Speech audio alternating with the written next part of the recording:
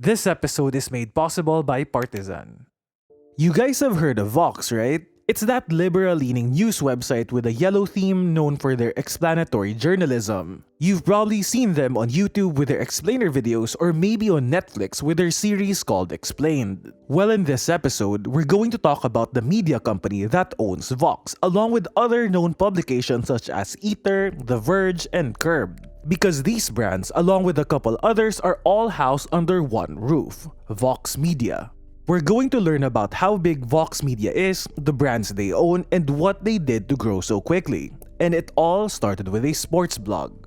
In 2003, Tyler Blazinski founded a sports blog called The Athletics Nation. It was solely dedicated to the Major League Baseball team, the Oakland Athletics. It gained traction because unlike other sports blogs, the approach of this blog was from a fan's perspective. It was more passionate and more genuine. And so it probably made him think, what if we did this for other teams too? And so in 2005, Blazinski teamed up with Jerome Armstrong and Marcos Molitsas to launch SB Nation. SB Nation gained popularity because of its focus on community engagement, kinda like how Reddit is presently nurturing niche communities. And these communities were led by established bloggers who were fans of specific teams, and whose fans were encouraged to leave comments. SB Nation unsurprisingly grew, and it grew big.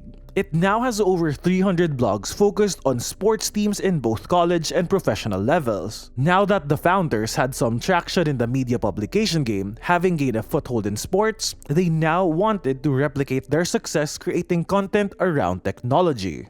In 2011, Joshua Topolsky, then editor-in-chief of ENGADGET, another prominent tech website, left ENGADGET along with his team to start a new gadget review site. This site became what we know now as The Verge. The Verge does a lot of product reviews around the latest gadgets and started out attracting over 4 million unique visitors, which may seem big, but was a far cry compared to ENGADGET's 14 million. But in the making of this episode, The Verge has now eclipsed ENGADGET with an Alexa rank of 627 versus ENGADGET's 1049.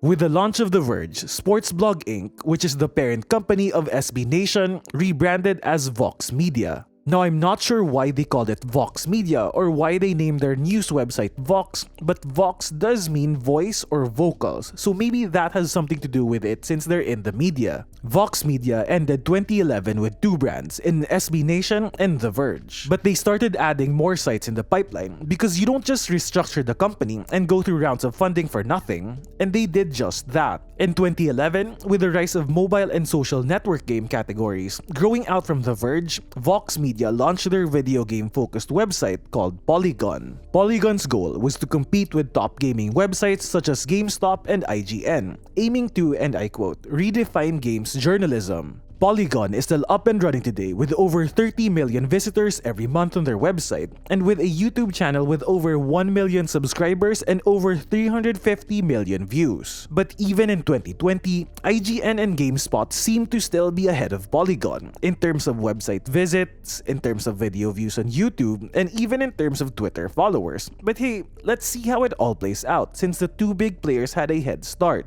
Vox Media made a big move in 2013 when they acquired the Curb network for around $20 to $30 million. The Curb network is the company that owns Curbed, their flagship brand, which is the blog that covers real estate, architecture, and interior design content. The deal also brought in Racked, which covers style and design, and Ether, the food and dining publication. But then why did Vox acquire them? Well, that's because the brands under Curb Network were in huge mainstream consumer categories: food and dining in Ether, home and real estate in Curbed, and fashion and retail in Racked. If Vox Media was to become a big player in digital media, they needed to have a presence in these categories. Especially since these categories is where the attention is for the coveted rich young adults millennial audience.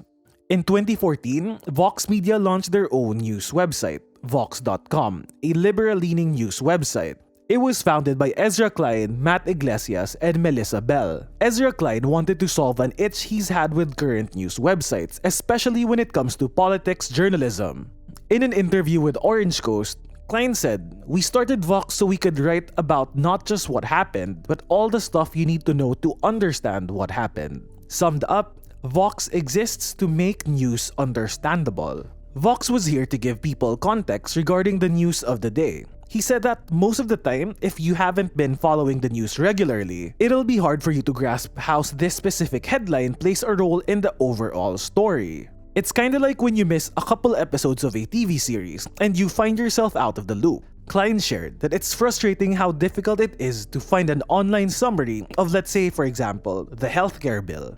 If you can't understand what the healthcare bill is, how will you know that it is what's right for you or if it's bad for you? Vox's editorial mission is to deliver that online summary, and they're doing this by way of what's called as explanatory journalism. You see this a lot on their website, where they have these yellow card stacks that function like mini Wikipedia pages, which allows the reader to quickly get a background as to what this or that means. They do the same on YouTube, where you can find their explainer videos. These videos really do make things much more understandable, with content grouped into series such as Vox Atlas, Glad You Asked, and Missing Chapter, covering topics around current affairs, timelines of certain events, and just interesting facts. The YouTube channel has over 8 million subscribers and a little under 2 billion views. And Vox also has a Netflix series called Explained, where they explore topics in depth. Vox also has 14 podcasts, and this is just part of Vox Media's 200 active podcast shows,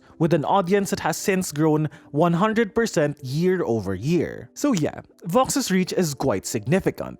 In 2014, the site had over 8.2 million unique visitors, but in 2019, it's estimated to be over 33 million. A year after launching Vox, Vox Media acquired Recode, a tech news website. Recode was particularly special because it was led by two highly respected tech journalists, Walt Mossberg and Kara Swisher. A big reason why Vox Media acquired Recode was because of their expertise in events. Most of Recode's revenue was generated from Code, an A-list technology conference. And so adding the team from Recode would allow Vox Media to bring their expertise to Vox Media's other platforms such as Curbed and The Verge. The deal was said to be around $15 to $20 million, which is actually not a bad price from Vox Media's standpoint, considering that the number is only around 1 to 2 times the projected revenue of the website, whereas most media acquisitions are calculated at around 4 to 8 times their revenue. In 2019, Vox Media made another major acquisition when they picked up New York Media. New York Media owns New York Magazine, which is not to be confused with the New Yorker, the New York Times, or the New York Post. Aside from New York Magazine, New York Media also owns The Cut, Grub Street, Intelligencer, The Strategist, and Vulture. All these sites are well-known brands with quite a following, and the acquisition actually feels like a great move considering how both media groups complement each other. Here's how. Vox Media has a sports website in SB Nation, and New York Media didn't have sports. Good match. Vox Media didn't have a site that covered entertainment, and now they have New York Media's Vulture. But there is a bit of minimal overlap because New York Media has a food publication in Grub Street and Vox Media owns Eater. But then Grub Street only covers restaurants in New York City, whereas NYC is only one of Eater's 24 markets. So it still works. So now this leads us to how Vox Media makes money. One way, of course, is through banner ads and sponsored content. Native content that seamlessly blend into many of Vox Media's publications. But as I've explained in the BuzzFeed episode, which I recommend you check out, media companies are trying to become less reliant on revenues from ads and sponsored content. And this is why Vox Media scored big when they picked up The Strategist from the New York Media acquisition. The Strategist is a site that does product reviews, shares the best deals, and lots of gift guides. And sites like The Strategist are incredibly valuable to media brands right now because of declining ad revenue. In our BuzzFeed episode, I explained how media brands are trying their best to build other sources of revenue, and one of the most profitable areas are in e-commerce sales and affiliate commissions. And that's why the New York Times acquired The Wirecutter, and why BuzzFeed launched BuzzFeed Reviews. These companies are earning a lot from affiliate commissions via these recommendation sites. And Vox Media finally got their hands on one in The Strategist. Now let's move on to another revenue stream that Vox Media is hoping to transition to: paid subscriptions. If you've noticed, several publications have put up paywalls, most notably the New York Times, Bloomberg, and the Wall Street Journal. So why are they doing this? Well, that's because paywalls are huge revenue streams. And when a publication earns more money, they get to pay for top journalists. Having top journalists on board means they get to create more high-quality content. More high-quality content draws in more readers, and more readers mean more money, and the beautiful cycle continues. But here's the thing, the paywall model, it doesn't work for everyone. Why? Obviously, people won't pay for something that's not worth paying for, especially when there are better alternatives. New York Media has a paywall that gave a subscriber access to all their other verticals. Get a $5 subscription and you get full access to New York Mag, The Cut, Grub Street, and Vulture. But the thing is, if you like only one of those brands, then $5 per month may not feel worth it. Same way, paying for a Netflix subscription may not feel worth it if you only like one specific show. Now compare that to paying for a Disney Plus subscription where you get all the Marvel movies and shows, Pixar films, National Geographic, Star Wars, ESPN Plus, and Hulu. Imagine getting all that for the price you'd pay for a Netflix subscription. The pitch is just so much stronger. And that's what Vox Media is trying to do.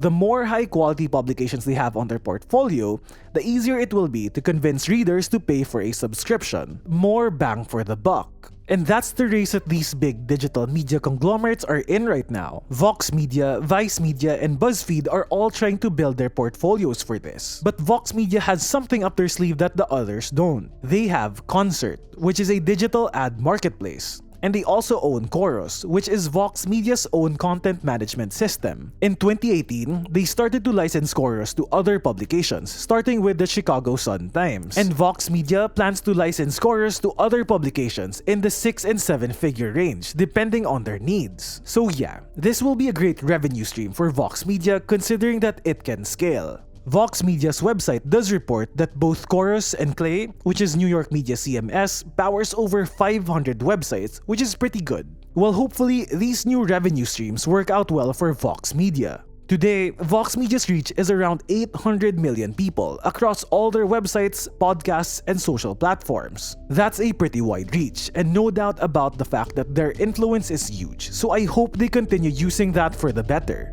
And so that's about it, guys. Now you know about the origin story of Vox Media and how big the company actually is.